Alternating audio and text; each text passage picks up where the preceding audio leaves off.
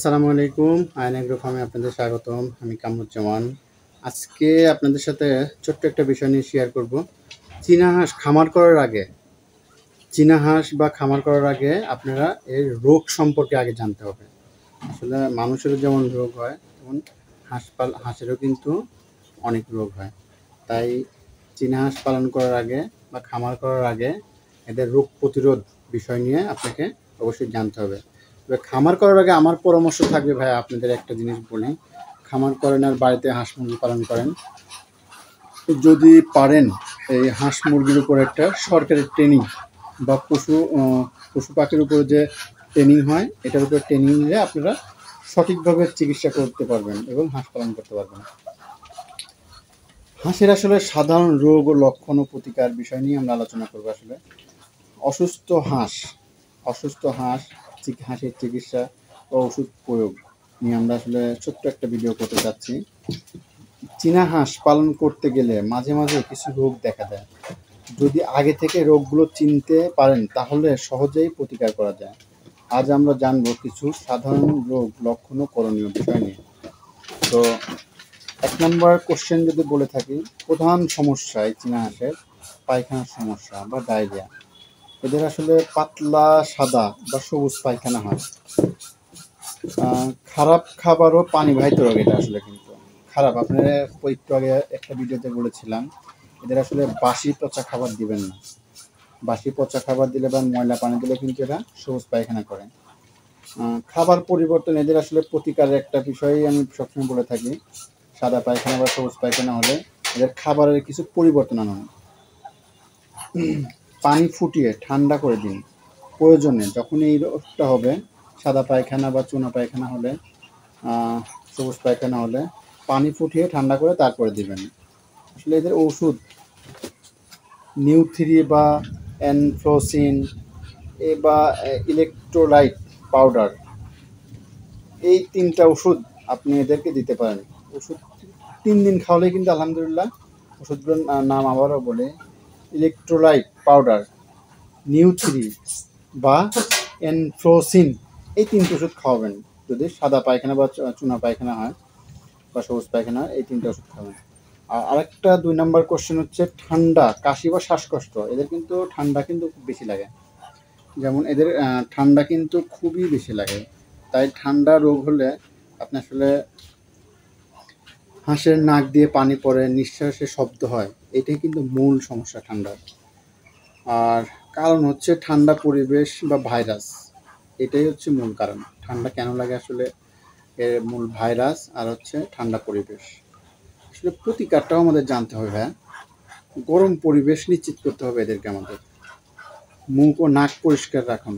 এদের কিন্তু মুখ এবং নাক পরিষ্কারই রাখতে হবে। আর এদের কিন্তু ঠান্ডা লাগলে কিন্তু আমি আসলে একটা মেডিসিনই খাওয়াই, টাইলোসিন অথবা ব্রঙ্কোভেট, 3 থেকে 5 দিন খাওয়াই। ইনশাল্লাহ এদের কিন্তু অসুখ বিসুখ কিন্তু সেরে যায় এই ঠান্ডাজনিতই। পা ফুলে যাওয়া, এদের কিন্তু মেইন একটা প্রবলেম হচ্ছে পা ফুলে যাওয়া। পা ফুলে গেলে কিন্তু এরা আসলে হাঁটতে পারে না বা দাঁড়াতে পারে না।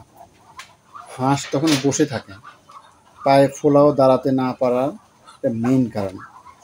এটা আসলে কেন হয়? মিনারেল ঘাটতি। এটা আমরা আসলে অন্যভাবে যদি চিন্তা করে থাকি, মিনারেল ঘাটতি বা ইনফেকশন। আসলে এদের মূলত আমরা কি খাওয়াই? মিনারেলের ঘাটতির জন্য মূলত মিনারেল ও ক্যালসিয়াম সিরাপ খাওয়াই। আক্রান্ত পায়ে গরম পানির সেক দিই কিন্তু মাঝে মাঝে, এবং প্রয়োজনে অবশ্যই ডাক্তারের পরামর্শ নেবেন।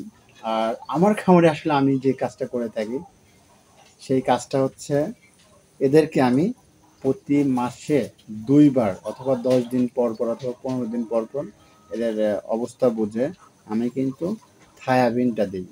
থায়াবিন যদি দেই, এদের কিন্তু আলহামদুলিল্লাহ এই পা ফুলে যাওয়া বা প্যারালাইজ হওয়া, যাই বলেন, এই ধরনের কিন্তু, বা পায়ে শক্তি কম পাওয়া বা ন্যাংরানো, যাই বলেন, এটা কিন্তু আর হবে না কিন্তু আলহামদুলিল্লাহ ইনশাল্লাহ। আর একটা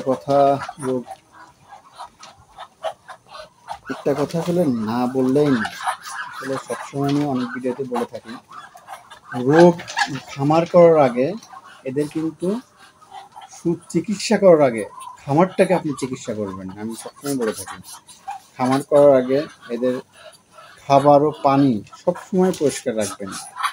শেডে মানে আপনার ঘর এটা সবসময় পর্যাপ্ত আলো বাতাস রাখবেন।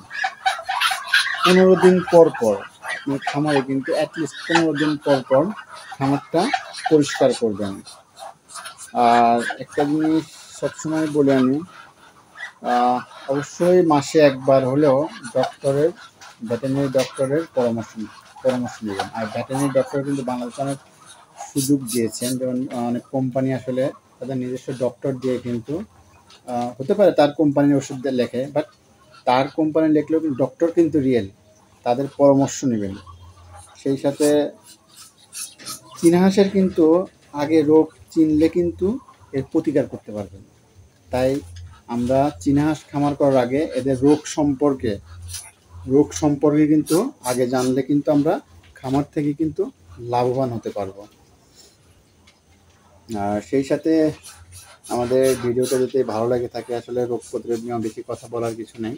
আমি এর আগে অনেক ভিডিওতে বলেছি, রোগ প্রতিরোধ এদের কিন্তু খুব বেশি হয় না, বাট এদের যদি আপনি পরিচর্যা ঠিকঠাক মতো করতে পারেন এদের কিন্তু রোগ প্রতিরোধ অনেক কম হয়।